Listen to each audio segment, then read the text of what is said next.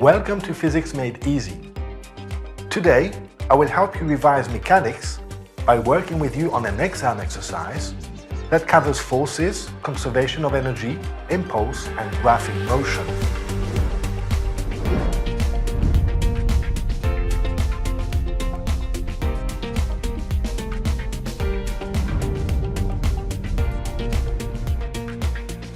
This video is suited for students preparing their final high school exams in physics, like the IB, SL and HL, the A-levels, or any other high school physics program that contains mechanics.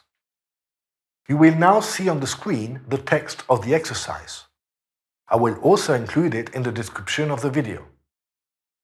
The first page will provide the context of the exercise. Pause the video and read it. The following page will be the list of questions. Again, pause the video and try to figure out the answers. When you are ready, resume the video, and together we will go through the exercise while at the same time reviewing the main concepts you need to know for your exam. So, now, let's get started.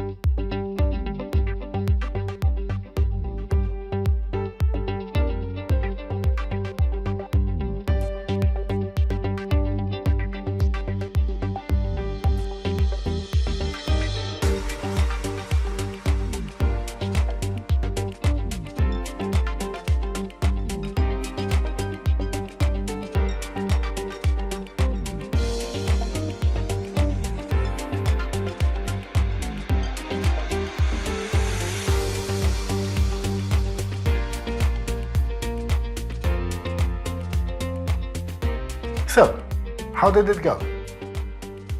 Let me summarize a little bit the situation. You have a block in contact with a spring which is compressed. There's also a locking mechanism here.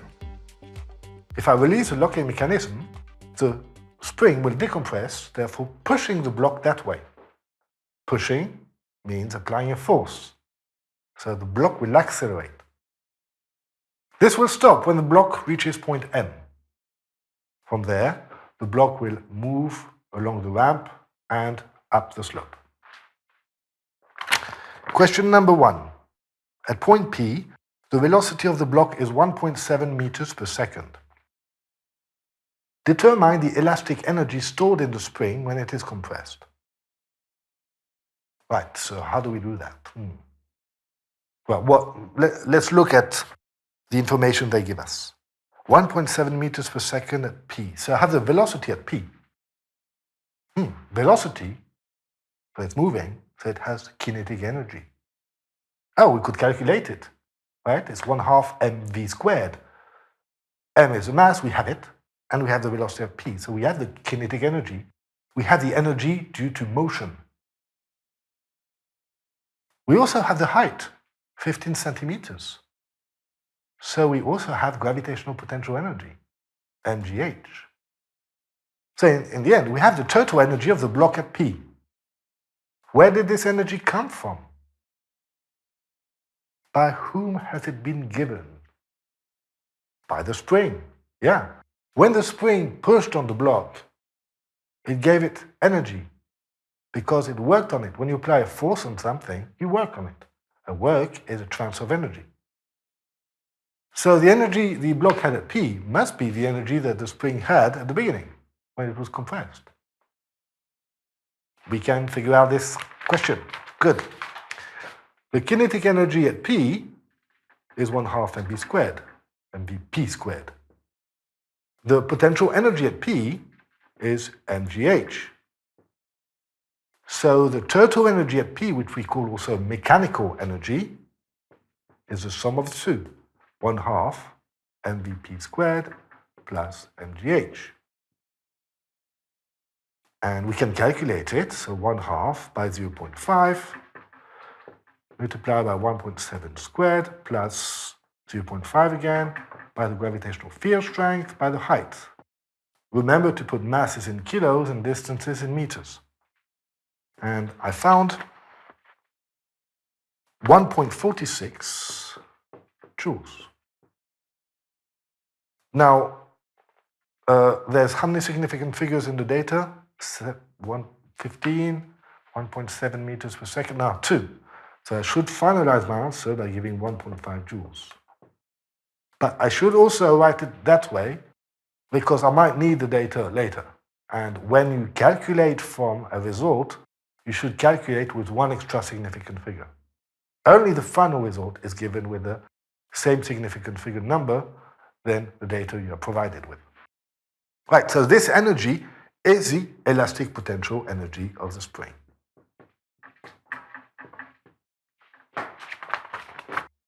Question number 2. What will be the speed of the block at point M? Well, at point M, the block is not in contact with the spring anymore, therefore the spring gave it all its energy, gave it that.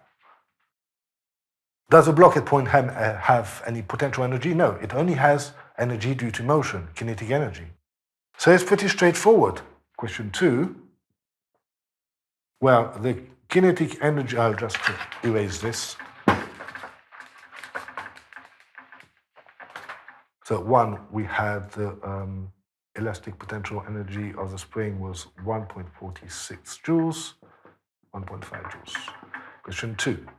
So at M, the kinetic energy at M is 1/2 mvm squared.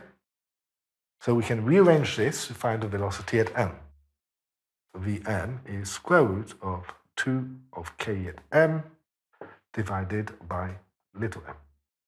So this gives me 2 times 1.46. You see, I use an extra significant figure here to do the intermediate calculations, divided by the mass, which is 2.42 meters per second. So approximately 2.4 meters per second. Question 3. When the locking mechanism is released, the decompression of the spring lasts 0.31 seconds. Calculate the average force that the spring exerts on the block. Right, so how do I do that? Well, I look at the data they give me. Oh, they give me the time. I got T. And they want to know the force. So what relates force and time? The impulse. The impulse applied on an object is the force you apply on the object multiplied by the time it's applied for. And what is the consequence of an impulse? A change in momentum. What is momentum? Momentum is better described as a quantity of motion. For the same velocity, a bigger mass, well, you'll have more motion, right? For the same mass by a bigger velocity, you also have more motion. So momentum is a quantity of motion. It's a mass multiplied by its velocity. So the delta P here becomes delta mv. That is mv final minus mv initial. What is V initial? Well, it is a block before the force was applied, right? So at the initial point. So it's actually 0. It's not moving at the beginning. V final would be the velocity once the force is not applied anymore, when it stops being applied. That is, when the block is no more in contact with the spring is totally decompressed. Therefore, that will be at point M.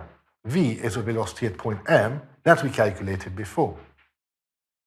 So I can rearrange this. So I've got F delta T equals mv big M. I rearrange to find F, which is mvm over delta T. Plug in the numbers, 0.5 by 2.42 divided by 0.31, and I end up with 3.90 newtons, which is 3.9 newtons. Something important. If you don't mention it, you might lose a mark. Depends if the examiner is cool or not. When the spring applies a force on the block, at the beginning, well, the spring is very compressed. So it's far from its equilibrium position. Now note what I wrote here, F equals kx, where k is a spring constant. This is Hooke's law, meaning that the force that will be applied to the spring will be bigger when the spring is very compressed, meaning far from its equilibrium position, but becomes smaller when it comes closer to its equilibrium position.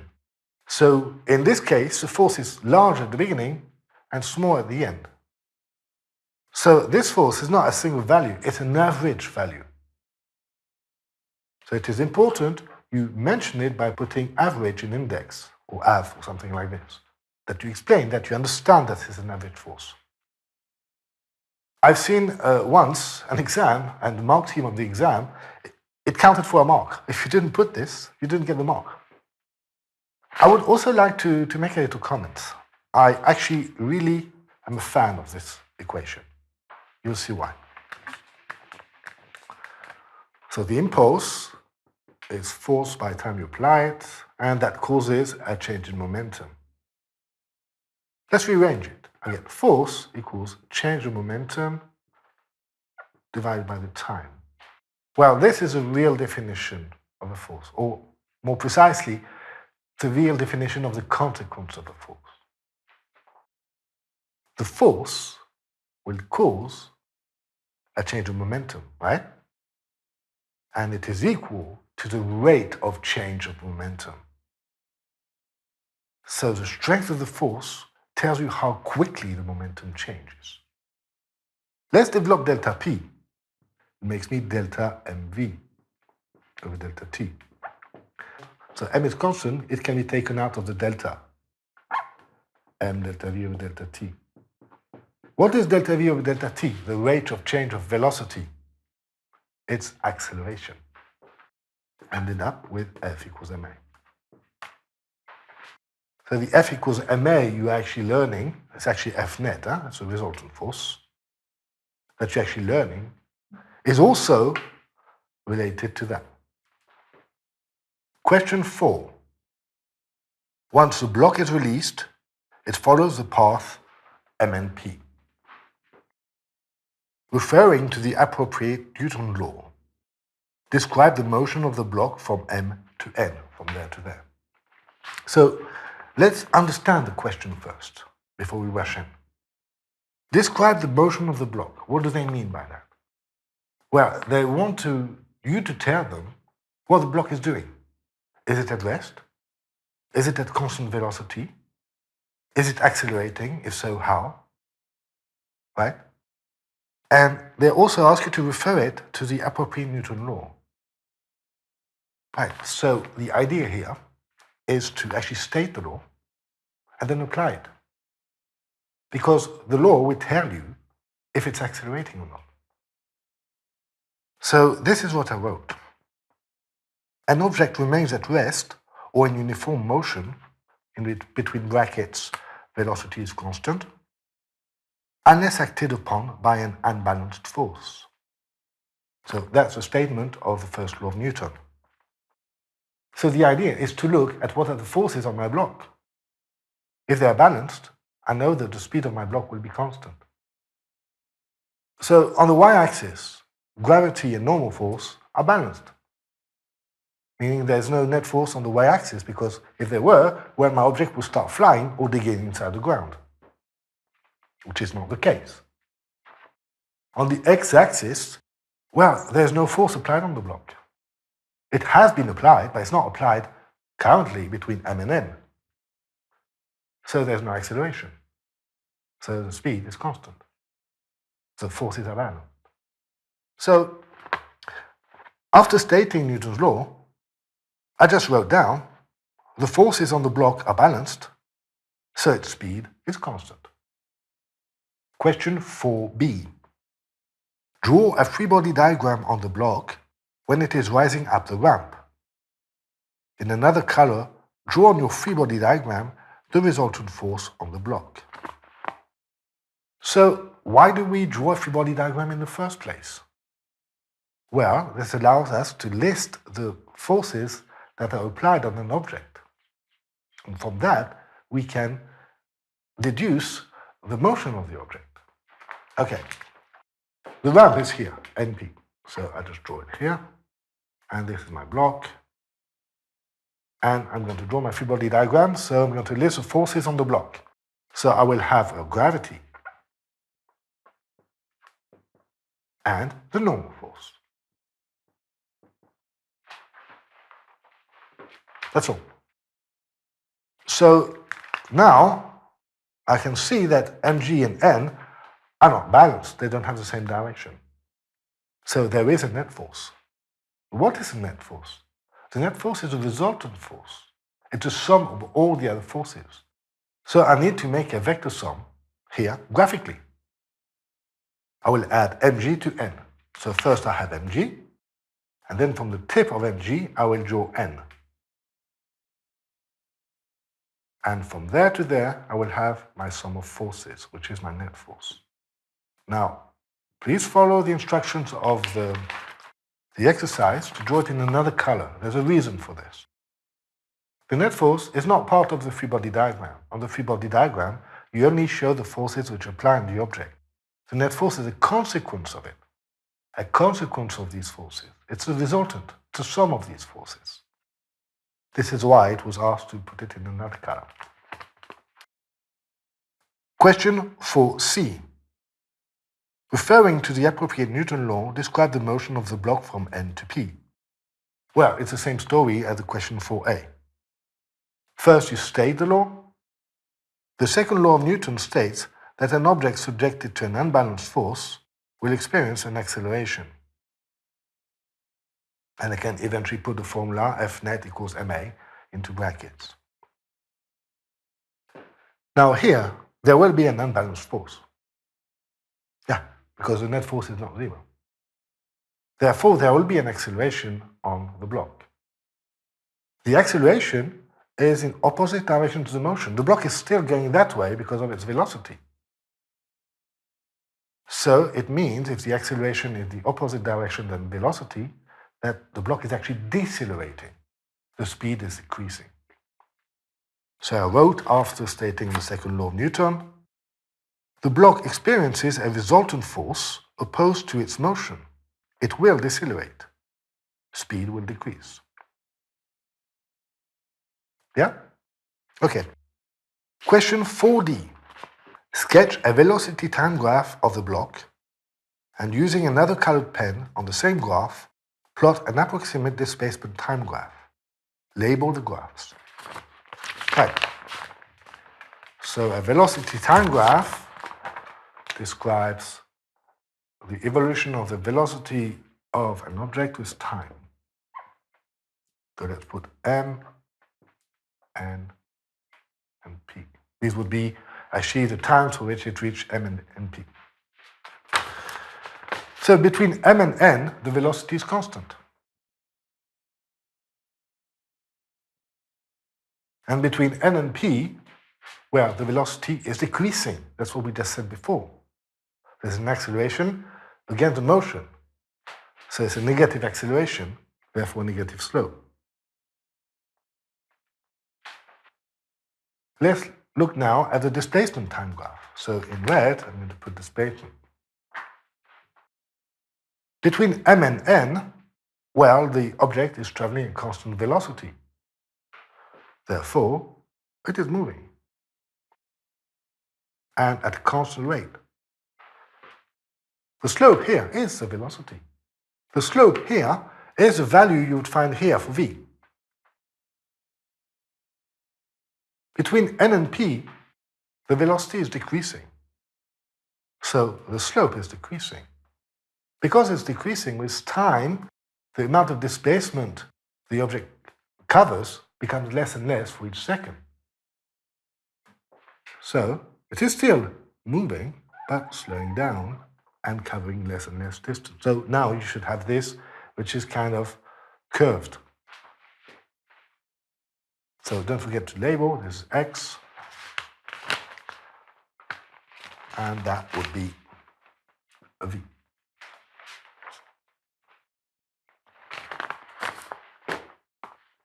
Question 5. The student spreads some sand on the section MN, so you could sand here. in order to roughen the surface so that the dynamic coefficient of friction between the block and the surface becomes 0.3.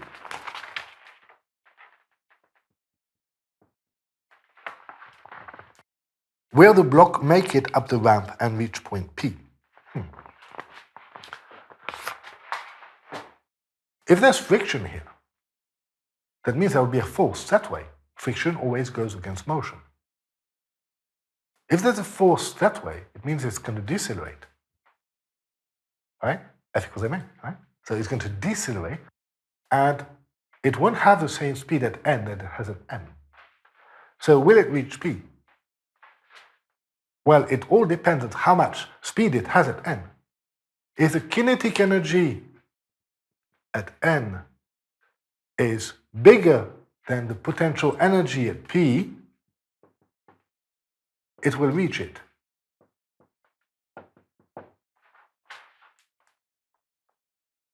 So if it has, for example, if it has exactly the same value, it will arrive at P and stop. So we have to figure out this. So for that, we need to figure out how much kinetic energy the block has at point N. So we need to know how much of friction is acting. The kinetic energy at N will be equal to the kinetic energy it has at the beginning, at M, plus the work done by any of the forces which apply on the block between M and N. So we just discussed friction. My block is between M and N, and I have a force of friction against motion. So my work, the work done by this force, will be equal to the force multiplied by displacement, but here we are going against motion in the negative direction. So it's minus F by the displacement, which is actually the distance N. So we need to find F. We know that the force of friction on a block, which is moving, depends directly onto the normal force. Yeah, F equals mu n, where mu is a coefficient of friction. So I can put it here, minus mu n delta x. So we need to know n now. But we know that the forces are balanced on the block on the y-axis. N is equal to mg. So I can write down that the work is equal to minus mu mg delta x. I'm nearly done because I know all these. Mu is 0.3, I have the mass, that's the gravitational field strength, and the displacement is mn. I know the kinetic energy at m because I have a velocity at m, and actually it corresponds to this energy, the energy that was in the spring at the beginning. So I can calculate the kinetic energy at n, and I can find also the potential energy at p because I have the height. If you hadn't managed the exercise previously, stop now, try to complete it. Pause the video.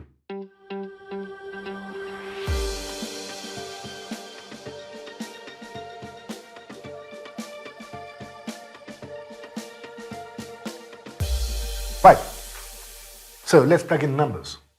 The work is minus 0.3 by 0.5 by 9.81 by 0.8. And I found for the work done by friction minus 1.18 joules. So my kinetic energy at n will be therefore 1.46, which is the energy that was in the spring originally, i.e. the kinetic energy at n, and minus 1.18, that gives me 0.28, right, 0.28 joules. So my kinetic energy at n is 0.28 joules. What about my potential energy at P? It's mgh, right? So 0.5 by 9.81 by 0.15. And so my potential energy at P is 0.74 joules. So you see, I don't have enough kinetic energy at n to bring the block up to P. The potential energy at P is larger than the kinetic energy at n. So the block will not reach point P. Voila, this is all for today. I hope this video has helped you in your preparation for your exams in physics. There are many other videos like these on the channel, so do hit that subscribe button for more. In the meantime, see you soon in the next episode of Physics Made Easy.